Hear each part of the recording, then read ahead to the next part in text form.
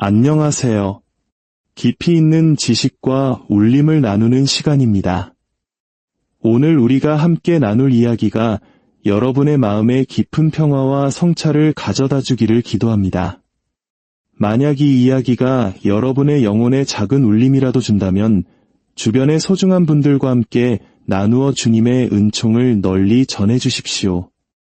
여러분의 구독과 좋아요는 저희가 더 가치 있는 이야기를 만드는 데 큰 힘이 됩니다. 자, 이제 시작하겠습니다.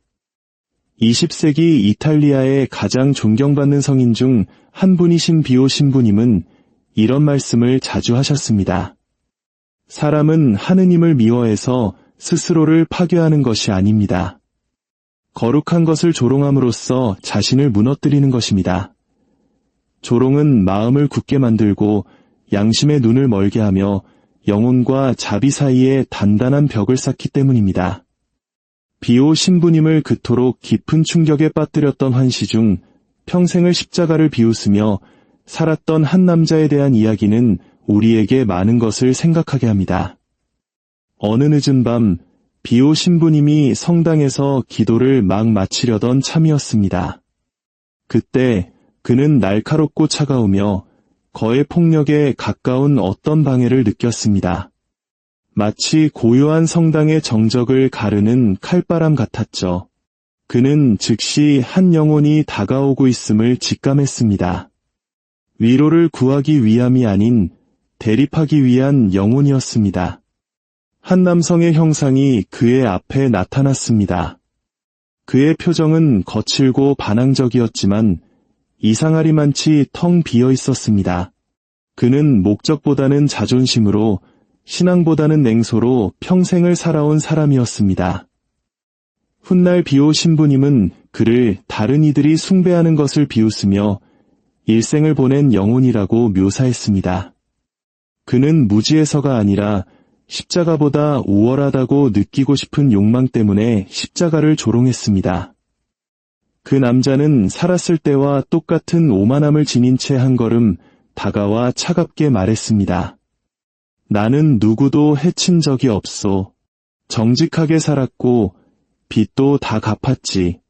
내 일에만 신경 썼을 뿐이요. 그런데 왜 내가 여기 있는 거요? 비오 신부님은 그의 말에서 어떤 회개의 기미도 오직 짜증만을 느낄 수 있었습니다. 마치 천국이 계약처럼 운영되리라 기대한 사람의 짜증, 최소한의 품위만 지키면 영원한 보상이 보장될 것이라 믿었던 자의 불만이었습니다. 비오 신부님은 그저 단순하게 물었습니다. 사랑을 해본 적이 있습니까? 남자는 비웃었습니다. 나는 감상적인 사람이 아니었소. 현실적으로 살았지. 비오 신부님은 다시 물었습니다. 그리스도를 알아보았습니까? 남자는 눈을 굴렸습니다. 살아생전 십자가에 대한 이야기가 나올 때마다 수없이 반복했던 바로 그 몸짓이었습니다. 어리석은 사람들이 믿는 것은 알고 있었지. 하지만 내겐 종교 따윈 필요 없었소. 상징물도 필요 없었고, 하물며 십자가에 매달려 죽어가는 남자가 내게 이래라 저래라 하는 건 더더욱 필요 없었지. 비오 신부님은 슬픔 속에 눈을 감았습니다. 그는 깨달았습니다. 조롱은 단순한 불신이 아니었습니다. 그것은 겸손에 대한 거부이며 지성으로 위장한 교만이었습니다. 항복을 거부하는 영혼의 반란이었습니다. 십자가가 당신에게 대체 무슨 잘못을 했습니까? 비오 신부님이 부드럽게 물었습니다. 남자는 몸이 굳어졌습니다. 십자가는 복종을 요구했소. 회개를 요구했지. 나는 누구에게도, 특히 하느님에게는 회개할 빚이 없었소. 비오 신부님은 그의 비극의 핵심을 보았습니다. 하느님에 대한 증오가 아니었습니다. 그것은 나약함에 대한 경멸, 희생에 대한 경멸, 그리고 인간을 작아지게 만든다고 믿었던 사랑에 대한 경멸이었습니다. 그 남자의 영혼은 살았을 때와 똑같은 자세를 취하고 있었습니다. 팔짱을 끼고 턱을 굳게 다물고 자존심을 갑옷처럼 온몸에 두르고 있었죠. 하지만 영혼이 육신을 떠나는 순간 그 갑옷은 관으로 변해버립니다. 그때 갑자기 공기가 바뀌었고 비오 신부님은 남자 주위로 환영들이 형성되는 것을 보았습니다. 은총이 그에게 닿으려 했던 수많은 순간들이었습니다.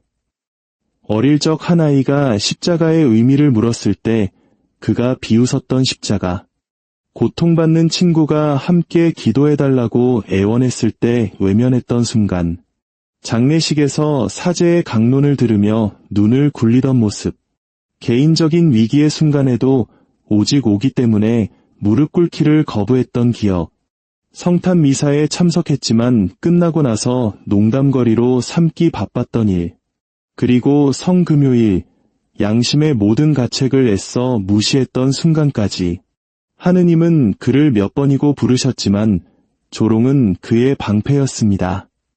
자비를 멀리하게 만든 방패였죠. 비오 신부님의 마음은 조여왔습니다. 이것은 그리스도를 전혀 알지 못했던 사람의 무지가 아니었습니다. 이것은 그분을 알면서도 거부했던 사람의 교만이었습니다. 남자가 다시 입을 열었습니다. 그의 목소리에는 원망이 뚝뚝 묻어났습니다. 당신은 내가 나무 조각에 절했어야 한다고 생각하는 거요? 범죄자처럼 죽은 남자에게 말이요. 비오 신부님은 조용히 대답했습니다. 그분은 당신을 위해 돌아가셨습니다. 그 순간 남자가 웃었습니다. 비오 신부님을 가장 깊이 뒤흔든 것은 바로 그 웃음이었습니다.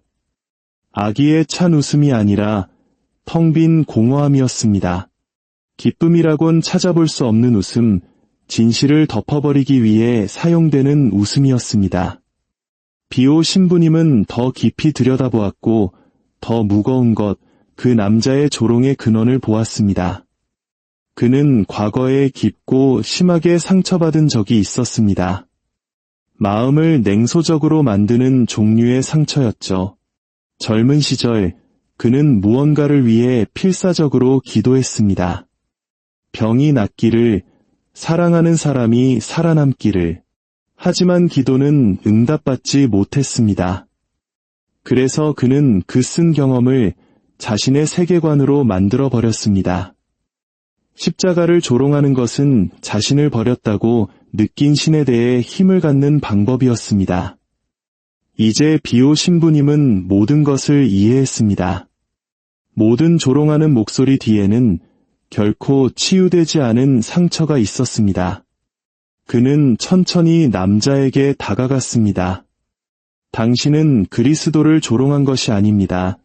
비오 신부님이 말했습니다. 당신은 스스로를 보호하고 있었던 겁니다. 처음으로 남자의 자세가 흔들렸습니다.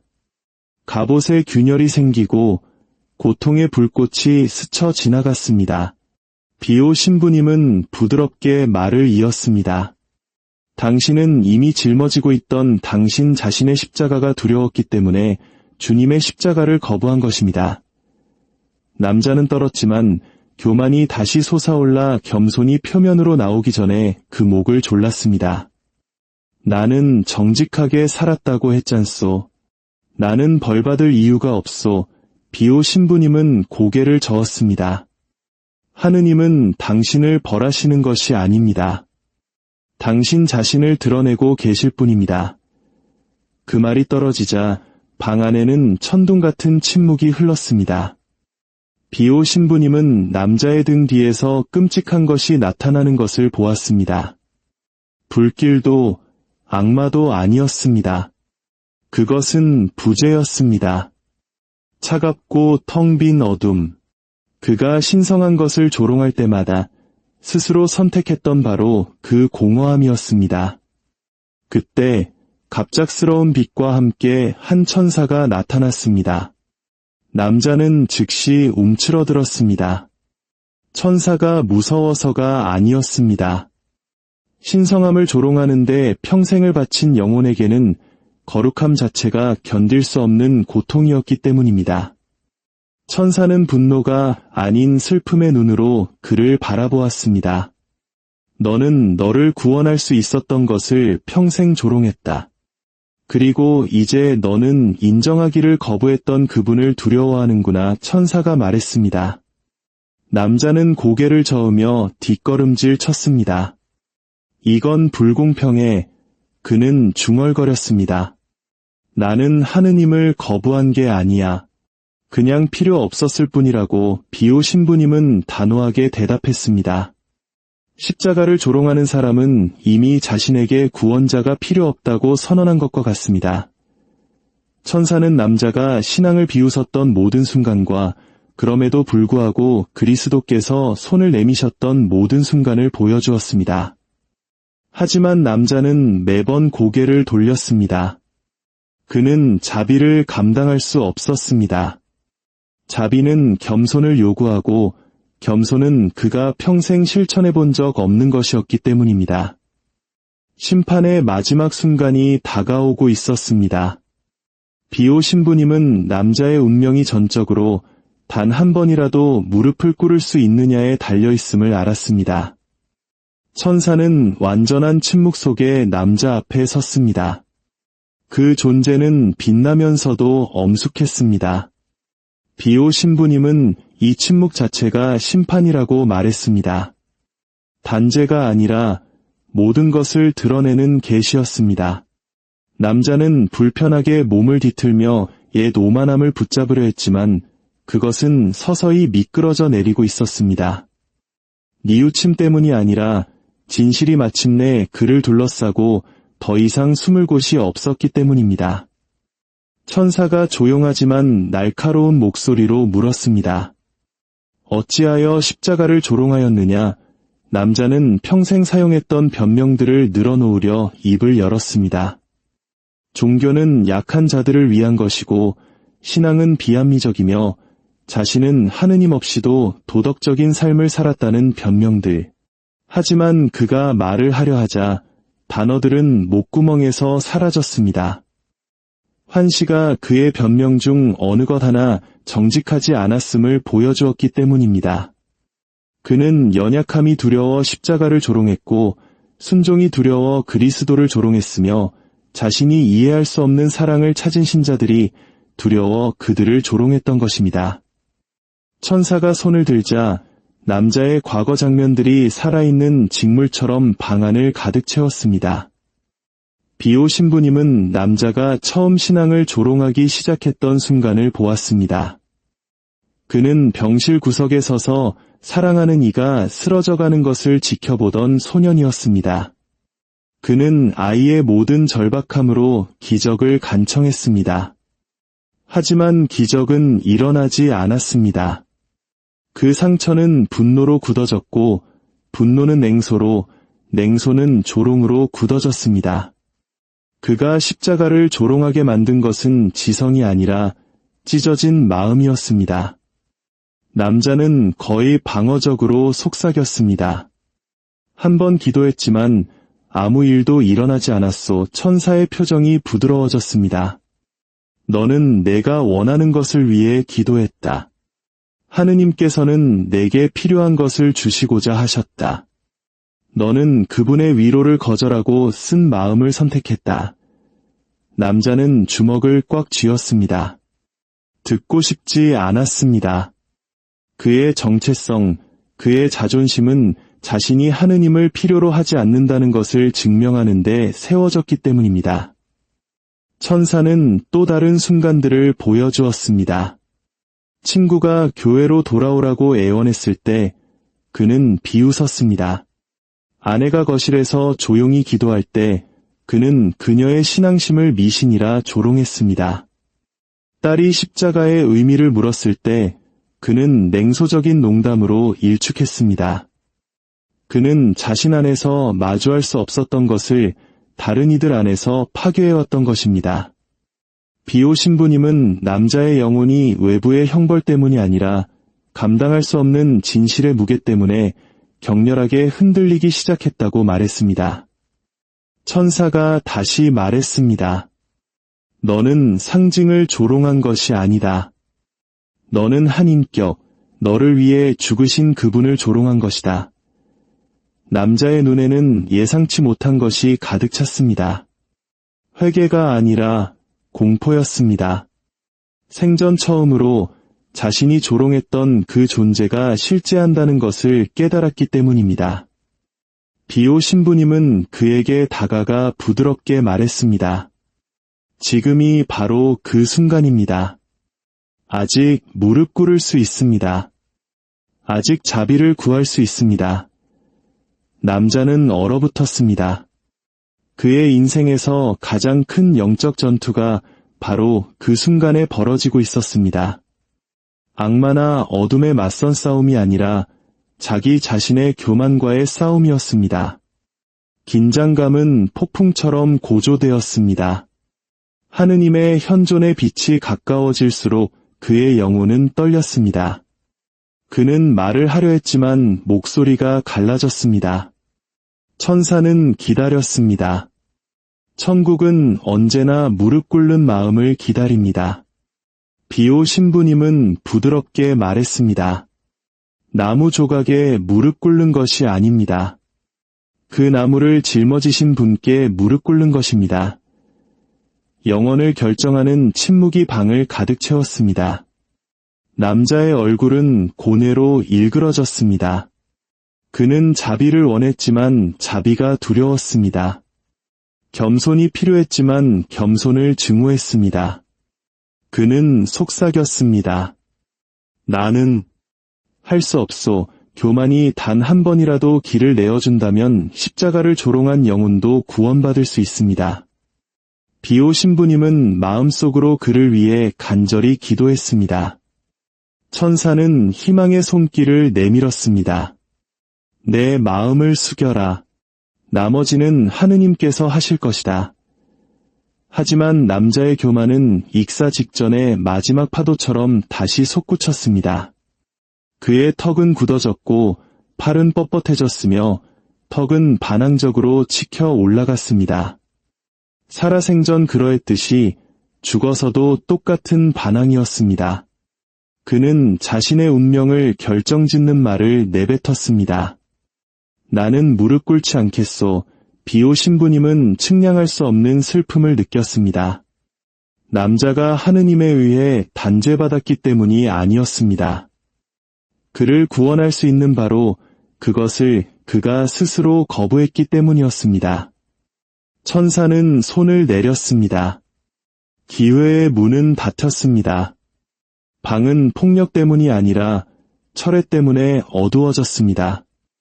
남자가 받아들이기를 거부했기에 받을 수 없었던 자비의 철회였습니다. 비오 신부님은 다음에 일어난 일을 자신이 목격한 가장 조용한 비극 중 하나라고 묘사했습니다. 남자는 끌려가지도 공격당하지도 불로 심판받지도 않았습니다. 그는 그저 천천히, 꾸준히, 그리고 필연적으로 떨어지기 시작했습니다. 그가 내뱉은 모든 조롱의 말, 모든 냉소적인 웃음, 모든 거부된 은총으로 스스로 만들어낸 공허 속으로, 그것은 자신의 선택으로 빚어진 영적 공허로의 추락이었습니다. 남자가 그 부재 속으로 사라지는 동안 비오 신부님은 조용히 눈물을 흘렸습니다. 천사가 그에게 돌아서서 깊은 슬픔으로 말했습니다. 영혼은 의문을 가졌다고 해서, 이해하지 못한다고 해서, 상처받았다고 해서 결코 단죄받지 않는다. 그러나 영혼이 겸손을 거부할 때 스스로를 단죄하는 것이다. 비오 신부님은 그 환시의 온전한 무게를 이해했습니다. 조롱은 유머가 아닙니다. 조롱은 반역입니다. 조롱은 자신에게 구원이 필요 없다는 영혼의 선언입니다. 그리고 그 아름답고도 잔인한 사랑의 상징인 십자가는 고개 숙이기를 거부하는 마음을 구원할 수 없습니다. 환시가 사라진 후에도 비오 신부님은 오랫동안 기도에 머물렀습니다. 그는 훗날 그 교훈을 나누었습니다. 가장 큰 위험은 불신이 아니라 교만입니다. 교만은 자신을 구출할 수 있는 바로 그것을 비웃기 때문입니다. 그는 덧붙였습니다. 그리스도께서는 영혼에게 무릎 꿇으라고 강요하지 않으십니다. 그분은 초대하시고 기다리시며 사랑하십니다. 하지만 경멸로 바리케이드를 친 마음에는 사랑이 들어갈 수 없습니다. 그리고 가장 깊은 슬픔과 함께 비오 신부님은 경고했습니다. 사람은 이 땅에서 십자가를 조롱할 수 있을지 모릅니다. 하지만 영원의 세계에서 웃는 영혼은 아무도 없습니다. 오늘 이 이야기가 우리 각자의 마음속 교만의 벽을 허물고 주님의 자비로운 부르심에 응답하는 겸손의 씨앗이 되기를 바랍니다. 평화를 빕니다.